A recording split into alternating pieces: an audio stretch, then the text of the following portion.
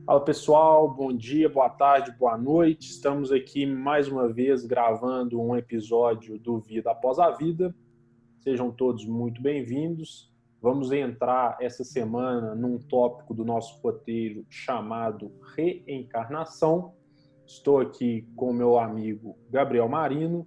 O Lucas está se preparando para editar esse episódio e como vocês votaram aí no nosso Instagram, nas nossas redes sociais, para que não fizéssemos mais episódios tão grandes, onde abordamos todos os temas do nosso roteiro, a gente já começa a fazer agora uma gravação fracionada. Então, nesse momento, vamos para o primeiro item do nosso roteiro, que o Gabriel vai trazer pra gente, comentar pra gente, e eu vou ficar quieto aqui, porque agora os episódios são curtos, eu não posso ficar comentando mais também tanta coisa. Vamos com tudo, sapeca aí, Biel. Não, pode sim, tem que comentar pra gente fazer sempre discussões enriquecedoras aqui, não vem não. Não, se você está chegando aqui pela primeira vez, seja muito bem-vindo. Se você já nos acompanha, bem-vindo de volta. E vamos dar sequência aqui no nosso primeiro tema, que vai ser o fundamento e as finalidades da reencarnação. Primeira coisa importante da gente saber é que a ideia da reencarnação ela não é recente. Ela nem foi inventada pelo Espiritismo. Ela já é uma ideia que vem aí se perdendo no tempo de civilizações extremamente antigas. E o Espiritismo ele só veio dar uma rebuscada nessa ideia, né? Ele veio apresentar a reencarnação numa ótica um pouco mais racional, um pouco mais explicada, livre dos aspectos supersticiosos, né? Então, para começar, eu quero pegar a questão 171 do Livro dos Espíritos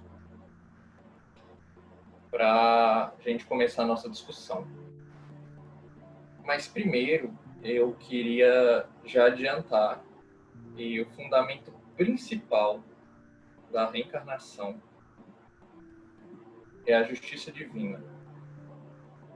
E isso vai ficar muito claro para a gente ao decorrer desse vídeo. Então, quando a gente pega a questão 71 do Livro dos Espíritos, Kardec pergunta: em que se funda o dogma da reencarnação? Ao que os espíritos respondem: na justiça de Deus e na revelação, pois incessantemente repetimos: o bom pai deixa sempre aberta a seus filhos uma porta para o arrependimento. Não te diz a razão que seria injusto privar para sempre da felicidade eterna todos aqueles de quem não dependeu melhorarem-se? Não são filhos de Deus todos os homens?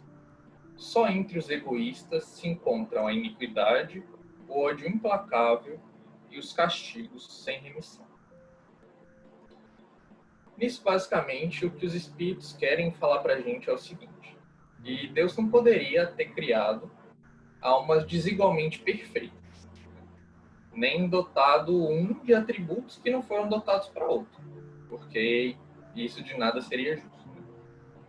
Essa desigualdade de aptidões e de desenvolvimento intelectual e moral que existem, né, elas estão ligadas às experiências que a gente já teve e à evolução que a gente travou ao longo das nossas existências. Né?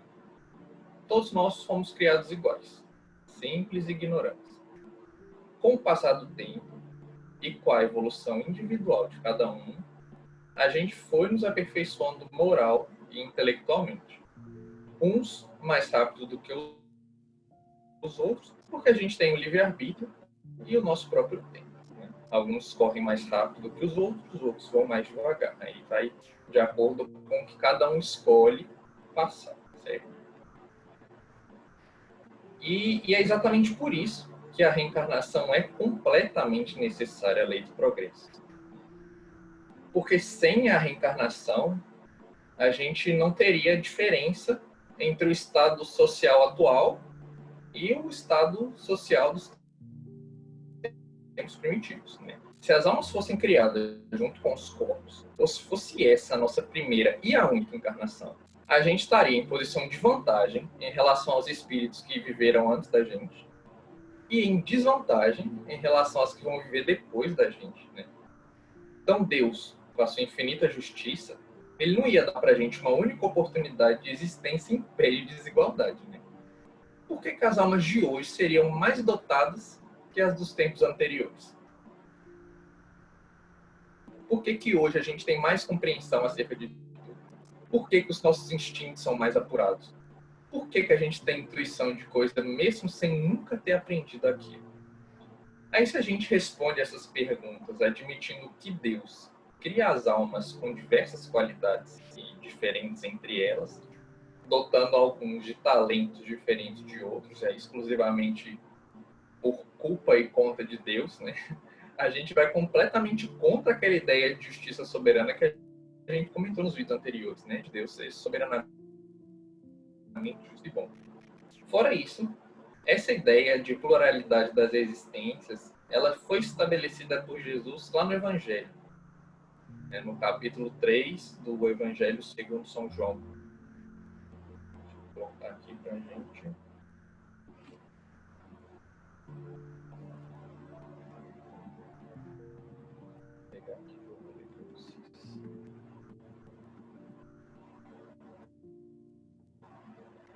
Então, lá no capítulo 3 do Evangelho segundo São João, ele conta para a gente a seguinte passagem. E havia um homem de entre os fariseus, por nome Nicodemos, um dos chefes dos judeus. Este, uma noite, veio ter com Jesus e disse-lhe: Rabi, sabemos que és mestre, vindo da parte de Deus, porque ninguém pode fazer esses milagres que tu fazes, se Deus não estiver com ele. Jesus respondeu: na verdade, te digo que não pode ver o reino de Deus senão aquele que renascer de novo. Nicodemos lhe disse: Como pode um homem nascer sendo velho? Porventura, pode tornar a entrar no ventre de sua mãe e nascer outra vez? E responde Jesus: em verdade te digo que quem não renascer da água e do Espírito não pode entrar no reino de Deus.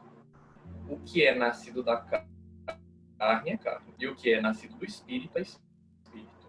Não te maravilhes de eu te dizer: importa-vos nascer outra vez. O Espírito assopra onde quer, e ouves a sua voz, mas não sabes de onde ela vem, nem para onde vai. Assim é todo aquele que é nascido do Espírito. Perguntou-lhe Nicodemos: Como pode ser isso? Respondeu-lhe Jesus: És mestre em Israel e não sabes estas coisas? Em verdade te digo que nós dizemos o que sabemos e que damos testemunho do que vimos, e vós, contudo, não recebeis o nosso testemunho. Se falando das coisas terrenas não me credes, como me crereis se eu vos falar das celestiais? Então, É muito interessante esse diálogo, porque, lógico que você vai falar aí um tema, mas quando Jesus fala assim com Nicodemos, né? É doutor, é mestre e não sabe dessas coisas. Em uma outra passagem, também no Evangelho, também na Bíblia, vamos chamar assim, dessa vez no Evangelho de Mateus, aí vou deixar para quem estiver escutando, quem estiver assistindo, ir lá e buscar, porque você é muito mais cuidadoso do que eu com o pessoal, né? Você já traz tudo bonitinho, eu mando eles pesquisar. Mas lá em Mateus, no capítulo 16, versículo 13, Jesus e os seus apóstolos, eles estavam entrando num local chamado Cesareia de Filipe, e Jesus dá aquela sondada no pessoal, né? Os apóstolos geralmente vão na frente, aí depois eles voltam para falar com Jesus, e Jesus pergunta: e aí, quem eles dizem que eu sou? E os apóstolos respondem: uns dizem que é João Batista, outros dizem que é Elias, outros dizem que é alguns dos profetas. Então, quando a gente casa essas duas passagens, vamos dizer assim, essa expressão de Jesus não estava desmerecendo Nicodemos, não estava jogando ele lá embaixo, muito pelo contrário, ele estava dizendo: olha, desde sempre houveram seitas, houveram entendimentos, houveram interpretações E ali ele estava diante de uma pessoa que ainda não conseguia ter esse tipo de entendimento. Mas, ao mesmo tempo, ele próprio conviveu com outras pessoas que tinham na reencarnação uma certeza, ao ponto de cogitarem que Jesus seria quem foi lá atrás João Batista, quem foi lá atrás Elias e quem foi lá atrás algum dos profetas. Então, quando a gente começa a analisar o evangelho sistemicamente, né, casando as passagens, casando as coisas, a gente vê toda essa construção de conceitos e de raciocínios e passa a entender melhor o que Jesus disse numa ocasião e o que disse na outra. Exatamente. E uma coisa aqui que é muito importante também da gente observar é a palavra que Jesus disse, né? Ele diz sempre renascer, sempre nascer de novo. Né? Tanto no grego quanto no hebraico, o renascer e o ressurgir são palavras completamente diferentes. Né? Então, Jesus não fala hora nenhuma de ressurreição. Né? Ele fala sempre de renascimento. Ele fala sempre de voltar aos tempos de criança, né? Começar tudo de novo, do zero, né? Realmente, do processo do nascimento, passar por isso novamente. Ô Biel, eu não sei como é que tá a sua tela aí, cara, mas para mim não tá no modo de apresentação, não, tá? Tá no modo, entre aspas, de edição do PowerPoint. Agora aí, beleza. Tem que fazer essa distinção, né? O que é reencarnação, o que é ressurreição e o que é até o conceito da metempsicose, né? São três entidades, espírita falando de entidade, né? São três conceitos distintos e que a gente tem que usar cada um no seu tempo. Até porque, quando chegar no momento de provar essas questões, talvez a gente só consiga provar a reencarnação, a ressurreição e a metempsicose a gente não consiga provar e nem experimentar. Então, obrigado aí pelo ok a tela realmente já saiu. Então, continuando aqui na questão 171, depois da resposta dos espíritos, Kardec faz um breve comentário para a gente aqui. É longo, mas ele é muito interessante. Todos os espíritos tendem para a perfeição, e Deus lhes faculta os meios de alcançá-la, proporcionando-lhes as provações da vida corporal. Sua justiça, porém, lhes concede realizar em novas existências o que não puderam fazer ou concluir numa primeira prova. Não obraria Deus com equidade, nem de acordo com a sua bondade, se condenasse para sempre os que talvez hajam encontrado, oriundos do próprio meio onde foram colocados, e alheios à vontade que os animava, obstáculos ao seu melhoramento. Se a sorte do homem se fixasse irrevogavelmente depois da morte, não seria uma única balança em que Deus pesa as ações de todas as criaturas, e não haveria imparcialidade no tratamento que a todos dispensa. A doutrina da reencarnação, isto é, a que consiste em admitir para o espírito muitas existências sucessivas, é a única que corresponde à ideia que formamos da justiça de Deus para com os homens que se acham em condição moral inferior. A única que pode explicar o futuro e firmar as nossas esperanças, pois que nos oferece os meios de resgatarmos os nossos erros por novas provações. A razão nos-la indica e os espíritos a ensinam. O homem que tem consciência da sua inferioridade aure consoladora esperança na doutrina da reencarnação. Se crê na justiça de Deus, não pode contar que venha a achar-se para sempre em pé de igualdade com os que mais fizeram do que ele. Sustém-no, porém, e lhe reanima a coragem a ideia de que aquela inferioridade não o deserda eternamente do supremo bem, e que, mediante novos esforços, dado-lhe será conquistá-lo. Quem é que, ao cabo da sua carreira, não deplora haver tão tarde ganho uma experiência de que já não mais pode tirar proveito? Entretanto, essa experiência tardia não fica perdida. O espírito a utiliza em nova existência. Então vem Kardec trazer para a gente um comentário extremamente oportuno, né, explicando para a gente o que os espíritos nos disseram nesse instante. Então, a pluralidade das existências é uma das leis mais importantes reveladas pelo Espiritismo, porque ela vai explicar, sem dificuldade, sem falha, todos os acontecimentos da vida humana. Ela explica aí as diferenças sociais, e atenção, eu estou falando de diferença, não estou falando de desigualdade. São coisas completamente diferentes, para depois não falar que eu estou defendendo desigualdade social aqui, pelo amor de Deus. As mortes prematuras. Afinal de contas, do que serviria uma existência, né, única se ela fosse breve, se ela fosse curta? E a diferença das aptidões morais e intelectuais, né, que são trazidas por nós de acordo com o que a gente adquire em existências anteriores. Então, de novo, repito, Deus ter criado alguém mais ou menos desenvolvido moralmente ou intelectualmente não condiz com a ideia de justiça. E quando a gente assume que a alma é criada no momento do nascimento, a gente cai de novo na questão das criações privilegiadas, que a gente já falou antes. Com a reencarnação, a gente quebra e desfundamenta qualquer tipo de preconceito, seja ele de raça, de casta, porque o mesmo espírito, eu, Gustavo, você aí que está ouvindo a gente, ele pode e ele vai nascer rico, pobre, capitalista, proletariado, chefe, subordinado, homem, mulher, de Ou já todo nasceu, jeito, de né? todo... E já nasceu, né? E já nasceu, com certeza, né? Por isso que a reencarnação é a única explicação, porque sem ela não tem explicação. Né? Ela é altamente consoladora e é a salvação que Deus, por misericórdia, concedeu pra gente. A reencarnação é a maior prova que a gente tem, assim, o maior presente, se eu puder dizer assim, que a misericórdia de Deus concede pra gente, né? São oportunidades infindas de melhoramento, porque sendo Deus soberanamente justo e bom, ele não te daria uma única oportunidade, muito menos te condenaria por não ter conseguido, né, de uma vez sanar tudo que você precisa. E a gente vai falar disso mais pra frente daqui a pouco.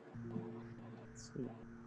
Então, com a reencarnação já fundamentado na justiça divina, acho que já deu pra gente pegar esse tchan de entender que o fundamento é a justiça divina. A gente vai passar para as finalidades da reencarnação. Porque sempre vem aquela pergunta, né? Para que é que eu encarno? E Kardec teve essa mesma dúvida. Não somos só nós. Kardec pensou nisso também, né? Então, na pergunta 167 do Livro dos Espíritos, ele vem: qual o fim objetivado da reencarnação? Os espíritos respondem muito brevemente, mas com muita sede. Expiação. Melhoramento progressivo da humanidade. Sem isso, onde há justiça? A reencarnação, ela é imposta pra gente. E é imposição mesmo, assim, não tem... É aqui que o livre-arbítrio ele encontra a limitação dele. Isso é muito importante. Então, é um choque muito grande, né? Pelo menos para mim, que fui evangelizado, né, desde pequenininho lá no Espiritismo, com o livre-arbítrio, meu direito e meu poder de escolher tudo e qualquer coisa, a gente tem uma sensação de liberdade realmente muito grande, né? Aí, quando a gente adquire uma certa maturidade na vida, a gente vê que o livre-arbítrio tem limitação, né? Você é livre para escolher até a página 2. A partir dali, né? A partir dali você colhe os frutos do que você escolheu. Exatamente. E a reencarnação é um desses pontos em que o livre-arbítrio encontra a limitação, né? Você não tem o poder de escolher não reencarnar. Isso não acontece, não existe, né? Então, a reencarnação ela é imposta pra gente por Deus, né? Com a finalidade de fazer a gente chegar à perfeição relativa. Né? E quando eu digo perfeição relativa, eu estou só querendo dizer que quando, né, chegar à perfeição, não é a perfeição de Deus, obviamente. Né? Aí, por isso, não sendo a perfeição absoluta, seria a perfeição relativa. E para a gente alcançar essa perfeição, o espírito ele precisa vivenciar todas as oportunidades que existem na vida corporal. sejam elas mais ou menos brancas. Aí imagina isso numa única existência. A gente não consegue vivenciar nem as oportunidades que a gente quer, imagina todas as oportunidades que existem, né? E outra finalidade da reencarnação também é a de colocar o espírito em condição de executar a sua parte na obra da criação. Quando a gente vê nessa citação aqui, pelo trabalho inteligente que o espírito executa em seu proveito sobre a matéria, ele auxilia a transformação e o progresso material do globo que lhe serve de habitação. É assim que, progredindo, ele colabora na obra do Criador, da qual se torna fator inconsciente. A citação está no livro A Gênese, que é do Pentateuco, né? Capítulo 11, no item 24. A ação de nós, seres corpóreos agora, né, é extremamente necessária no andamento do universo. Eu não estou sendo restrito aí à Terra, né? Estou falando realmente do universo todo. E Deus, na sua infinita sabedoria, ele fez com que nessa ação a gente encontrasse também o meio de progredir e nos aproximarmos dele. Então, de uma maneira muito linda, muito harmoniosa, muito completa, tudo se encadeia, tudo é solidário na natureza. A reencarnação é, então, extremamente necessária no progresso moral e intelectual do ser. Intelectual, pela atividade obrigatória do trabalho, né? Se a gente não corre atrás de aprender as coisas, a gente não tem trabalho. Se não tem trabalho, a gente não consegue ter as coisas que a gente quer, né? E moral, porque a gente necessita reciprocamente uns dos outros. Então, se eu não aprendo a lidar com o Gustavo e o Gustavo não aprende a lidar comigo, o canal aqui não existe. A nossa relação não existe, né? Não existe nada em volta, né? Então, pela própria necessidade que a gente tem de conviver um com o outro, esse melhoramento moral ele acontece, né? Bondade, maldade, doçura, violência, benevolência, caridade, egoísmo, orgulho, tudo isso que faz parte do homem de bem ou do homem de mal, ele é estimulado por essa relação aqui, por essa relação entre os homens, né? Por isso que é muito fácil a gente ser bondoso, calmo, paciente, quando a gente vive em isolamento, né? Porque a gente não tem essa convivência. E é exatamente por isso também que essas qualidades nessas pessoas são meras ilusões, elas não são virtudes reais, né? Porque a partir do momento que você coloca realmente à prova essas qualidades, né, e você coloca à prova exatamente na convivência entre os seres, você vê que a coisa já começa a balançar, né? Então é muito claro para a gente ver que o progresso do espírito ele é fruto do nosso próprio trabalho, né? Mas, como eu já disse antes, a gente é livre para escolher a velocidade dos nossos passos. Tem gente que gosta de correr mais, tem outros que já preferem dar uma pausa para respirar, né? Cada um vai trabalhar com mais ou com menos atividade, à medida que consegue arcar com tudo aquilo que quer e consegue se comprometer a fazer, né? Acelerando ou retardando o próprio progresso e, consequentemente, a própria felicidade, né? E aí é que vem uma frase que ela cutuca, mas ela também esclarece, né? Que quem se atrasa só pode reclamar de si mesmo. Você não pode reclamar de mais ninguém. E quem se adianta também vai ter o mérito exclusivo do próprio esforço, né? E aí é importante a gente ressaltar que o progresso intelectual e o progresso moral raramente andam juntos. A gente fala que são as duas asas do espírito, né? Que é a moral e o intelecto. Eles raramente andam juntos, né? Raramente a gente consegue desenvolver os dois ao mesmo tempo, andando ali lado a lado. Geralmente um desenvolve antes do outro, e com as encarnações sucessivas a gente recupera em um que a gente não conseguiu desenvolver, né? No final das contas, os dois atingem o mesmo nível e o espírito consegue voar direito, né? Porque um passarinho que tem uma asa maior do que a outra, a gente sabe que não alça pouco, né? É por isso que é muito comum a gente ver pessoas extremamente inteligentes e com pouquíssimo adiantamento moral, e pessoas também com a moral extremamente elevada, mas sem capacidade intelectual. E nisso tudo que a gente conseguiu pensar e conseguiu falar nesse momento, eu acho que já deu para a gente perceber que uma única existência ela é muito insuficiente para que o espírito adquira todo o bem que falta nele e para que ele elimine todo o mal que sobra, né? Então, é muita coisa para fazer em uma única existência. Não dá tempo da gente fazer tudo, né? E aí a gente pode pensar também naquela questão de por que o Biel vai morrer com 70 anos e o Gustavo com 90. O Gustavo teve 20 anos a mais do que eu para fazer tudo. Por quê? Isso não é justo. Ele Biel, teve mais oportunidade que eu, né?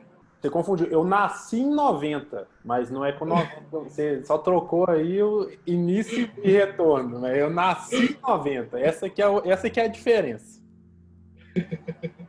Esse povo da década de 80 gosta de se dedar, né? Olha que coisa. Então, depois da exposição do Gustavo, a gente pode perceber que cada existência nova, a gente traz a nossa bagagem, né? A gente traz com a gente tudo que a gente já conseguiu aí de conhecimento, tanto moral quanto intelectual. E quando a gente volta para o plano espiritual, depois de uma existência terrena, depois de uma existência corpórea, a gente vai levar nessa bagagem também isso que a gente está aprendendo e está construindo aqui para usar nas próximas e assim sucessivamente, né? Até realmente adquirir uma bagagem grande, gorda, bela, como a gente quer, né? E aí depois vai precisar das asas suficientes para poder carregar essa bagagem grande e gorda, né? Porque com uma asa só não vai conseguir carregar essa bagagem para lugar nenhum, né? Exatamente. Tem um aspecto muito interessante da reencarnação também, que é se a gente imaginasse assim, né? Nasceu o espírito, surgiu o espírito, ele encarna, porque reencarnação sugere justamente que ele já encarnou e agora ele está reencarnando, né? Então, reencarnação é da segunda para frente. A primeira é a encarnação. Mas aí, então, nasceu e acabou, a gente não cria nenhum vínculo do presente com o passado e do presente com o futuro. Agora, a hipótese da reencarnação nos sugere esse elo, esse vínculo de solidariedade entre o passado, o presente e o futuro. Desenvolvendo aqui essa amizade, essa relação, essa troca com o Biel, eu não estou só, talvez, resolvendo vários problemas do passado que a gente teve ou fortalecendo vários vínculos do passado que a gente talvez já tenha criado, mas a gente está também pavimentando uma estrada para o futuro, para que, como a gente viu, uma existência não é suficiente para a gente cumprir todos os nossos planos, nossas metas, nossos desejos, nossos interesses. Uma vida é muito pouco para a gente criar tudo que a gente quer criar e conhecer tudo que a gente quer conhecer. Então, ao desenvolver as relações, as amizades,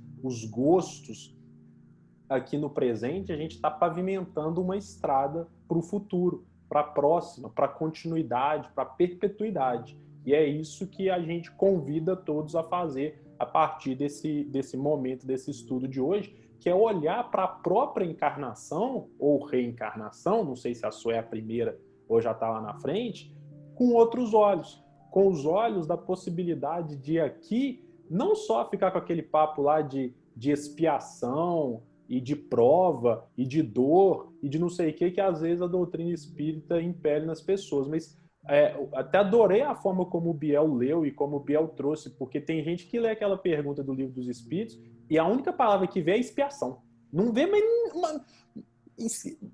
fica cego depois. É expiação, vírgula. Esquece o que tem, só vê o expiação. E adorei que o Biel focou justamente na finalidade do progresso.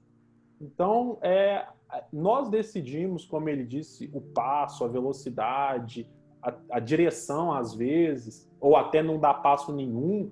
E aqui eu gostei muito do passo que ele deu, da direção que ele deu, que é a do progresso como a finalidade da encarnação e da justiça divina como fundamento para essa encarnação. De modo que a gente pode olhar para a nossa e começar a decidir o que é que eu quero fazer dela. Eu estou aqui só pelo presente... Opa, apertei um negócio aqui, foi mal. Eu estou aqui só pelo presente ou eu estou aqui também construindo algo para a perpetuidade, construindo algo para a eternidade, construindo algo para o futuro, já recebendo de Deus a parcela que ele me confere para o progresso de toda a humanidade, assumindo o meu dever e dando continuidade a ele, ou sendo simplesmente um peso de papel aqui segurando o progresso do resto da turma. Então, fica aí nosso convite. Como vocês já sabem, se o Biel vai fazer o encerramento dele também, mas estamos gravando agora um tópico por roteiro, um tópico por gravação. Isso é culpa de vocês que votaram nisso.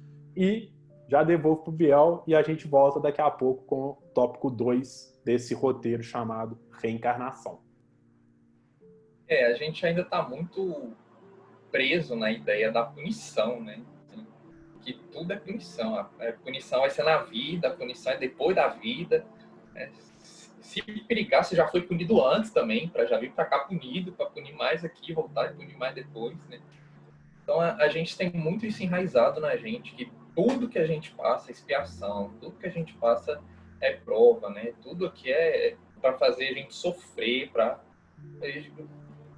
o pessoal acaba acreditando tanto nisso que a gente não precisa nem do inferno depois, não, porque o que a gente acredita tanto está sendo punido aqui já está mais que suficiente, né? A vida do sujeito já se tornou um inferno. Já virou um inferno, né? E assim, e isso para nós, né, que somos espíritos, que a gente está estudando isso aqui agora, isso é muito importante a gente desfazer já dessas crenças, dessa ideia que a gente tem, né? A gente fala o tempo inteiro que Deus é soberanamente justo e bom, e a gente está o tempo inteiro falando de punição, de expiação, de sofrimento, de danação eterna, né? A gente acaba desconstruindo, não usando a palavra inferno mais, mas a gente traz toda a ideia, todo o conceito, e faz do jeito espírita, né? Constrói um inferno espírita, né? Faz o nosso inferninho. Faz o nosso inferninho, né? Então, assim, é toda uma doutrina de amor, de caridade, de benevolência, de misericórdia, e a gente ainda nessa, né? É porque e eu só queria... Pode ir. Não, eu só queria pegar no ponto de novo, que você falou que é muito curto para a gente aprender tudo que a gente quer, né? Mas também é mais curto ainda para a gente aprender o que a gente precisa, né? Porque, voltando de novo naquele ponto que a gente bate realmente do aprimoramento moral e intelectual para a contribuição na criação divina, porque Deus nos fez co-criadores do universo, nós somos co-criadores do universo, a gente precisa de conhecimento para isso. Quanta coisa existe aí no universo, tantos espíritos auxiliando na construção, na ampliação, no melhoramento. E imagina se você que está nos ouvindo agora, e aí eu estou falando por mim mesmo, se eu volto agora para o plano espiritual e falo, pronto, agora você vai ajudar na criação divina com o que você sabe. Eu vou sentar e chorar, porque eu não vou poder cooperar com nada, entende? Tá, então, assim, mais ou menos, Léo. Mais ou menos.